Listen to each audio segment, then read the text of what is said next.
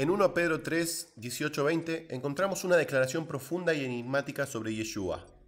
Porque también Yeshua padeció una sola vez por los pecados, el justo por los injustos, para llevarnos a Yud-Kei Vav-Hei, siendo a la verdad muerto en la carne, pero vivificado en espíritu, en el cual también fue y predicó a los espíritus encarcelados, los que en otro tiempo desobedecieron, cuando una vez esperaba la paciencia de Yud-Kei Vav-Hei en los días de Noé. ¿A qué se refiere entonces Pedro con espíritus encarcelados? Primero, hay una interpretación común que asocia a estos espíritus con personas muertas, como si se tratara de almas de humanos condenados a que están atrapados en algún tipo de prisión. Sin embargo, esta interpretación no está respaldada por las Escrituras. En la mayoría de los casos, la palabra espíritus en la Biblia se refiere a seres espirituales, no a personas muertas. En el contexto del sacrificio de Yeshua, Pedro comienza diciendo que Yeshua padeció una sola vez por los pecados de la humanidad, lo que significa que su sacrificio es único, definitivo y no debe repetirse. Esta es una declaración clara contra la práctica de la misa y otros rituales donde se presenta a Yeshua como si aún estuviera siendo sacrificado. Además, Pedro enfatiza que Yeshua al morir canceló el acta de los decretos que pesaban en nuestra contra, Colosenses 2:14, lo que implica que la deuda por el pecado fue completamente saldada por él. A través de este sacrificio, Yeshua nos da acceso al Padre. ¿Qué significa vivificado en espíritu? Después de su muerte en la carne, Yeshua fue vivificado en espíritu, lo que indica que, aunque su humanidad sufrió y murió, su resurrección le otorgó una nueva naturaleza espiritual glorificada.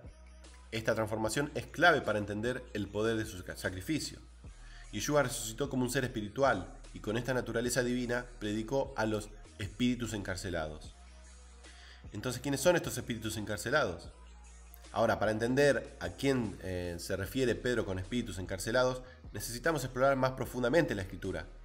En este pasaje, Pedro menciona que estos espíritus fueron desobedientes en los días de Noé, cuando la paciencia de Yud-Kei Vav-Hei esperaba mientras se preparaba el arca. ¿Ángeles caídos? Una interpretación clave es que los espíritus encarcelados no se refieren a personas muertas, sino a ángeles caídos, seres espirituales que desobedecieron a Dios. En el libro de Judas, versículo 6, y en 2 Pedro 2:4, se habla de ángeles que fueron arrojados al abismo y que están reservados para el juicio debido a su rebelión. Estos ángeles fueron encarcelados por su desobediencia, lo que coincide con la descripción de Pedro. Además, en Hebreos 1:7 se habla de los malajim, ángeles, como espíritus ministradores, lo que refuerza la idea de que los espíritus en este pasaje son seres angelicales, no humanos. Pero seres humanos pueden ser, aunque la interpretación más común es que Pedro se refiere a ángeles caídos, algunos sugieren que podría también incluir a los seres humanos que durante la era de Noé vivieron en pecado y desobedecieron la voluntad de Dios. La idea sería que Yeshua, tras su muerte y su resurrección, fue a predicarles brindando la oportunidad de redención a aquellos que habían muerto sin conocerle. Sin embargo, este punto es muy poco claro en las Escrituras y no es comúnmente aceptado. Pero ¿cuál es el significado de encarcelados? Cuando hablamos de espíritus encarcelados es importante entender qué significa estar encarcelado. En Gálatas 3:22 se dice que la Escritura lo encerró todo bajo pecado, lo que sugiere que los impíos están bajo una especie de prisión espiritual.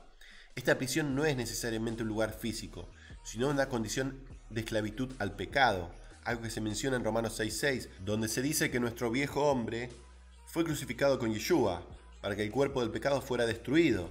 En otras palabras, los que viven en pecado están presos bajo esa naturaleza corrupta. La rebelión de los ángeles. En cuanto a los ángeles caídos, la Escritura enseña que muchos de ellos se rebelaron contra el Creador y fueron expulsados del cielo. Su líder, Hasatán, el diablo, se rebeló en tiempos antiguos antes del diluvio en los días de Noé. Estos ángeles caídos, conocidos como Sheidim, actualmente no están en prisión física, pero son descritos como el príncipe de la potestad del aire, como se menciona en Efesios 2:2. Aunque aún operan en el mundo, su juicio final está reservado para el futuro. Entonces, ¿cuál es la conclusión? En resumen, los espíritus encarcelados de 1 Pedro 3:18, 20 parecen ser principalmente ángeles caídos que desobedecieron a Yud-Kei Vav-Hei en los días de Noé. Yeshua, después de su resurrección, proclamó su victoria sobre ellos, mostrando que su sacrificio fue para la redención no solo de la humanidad, sino también sobre las fuerzas espirituales del mal. Además, este pasaje nos recuerda que a través de su sacrificio, Yeshua abrió el camino para que todos, humanos y espirituales, puedan tener acceso a Yud-Hei Vav-Hei. Este es un tema profundo y lleno de misterio, pero al final, lo más importante es que, por el sacrificio de Yeshua, tenemos la oportunidad de ser liberados del pecado y recibir una nueva vida en el Espíritu.